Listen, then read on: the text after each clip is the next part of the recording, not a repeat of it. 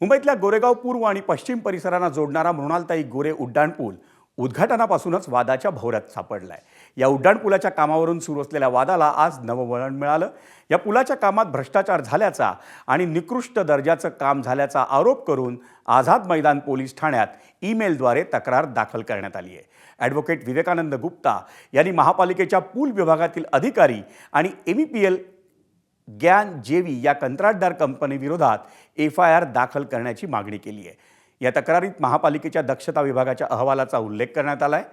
हा उड्डाणपूल तब्बल 248 कोटी रुपये खर्च करून बांधण्यात आला आहे, पण आता या उड्डाणपुलाच्या गुणवत्तेवरच गंभीर प्रश्नचिन्ह उभं राहिलं आहे। धक्कादायक बाब म्हणजे मृणालताई गोरे उड्डाणपुलाला 2021 सालीच बांधकामातल्या त्रुटींचा इशारा देण्यात आला होता, पण त्यानंतरही कारवाई करण्यात आली नाही अशी धक्कादायक माहिती हाती आली आहे।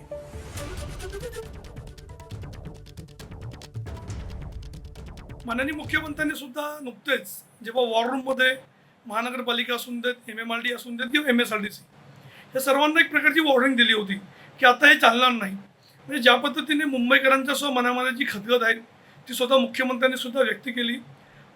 महानगरपालिकेचे अधिकारी कंडक्टरांना का पाडसी घडतात, त्यामध्ये काय घोडबंगाल आहे याची सुद्धा चौकशी होण्याची आवश्यकता आहे। आम्ही कालच माननीय पालिका आयुक्त अश्विनी भिडे मॅडम यांना पत्र पाठवलं आहे की या संपूर्ण प्रकरणाची चौकशी करावी, जे ऑडिट करावं।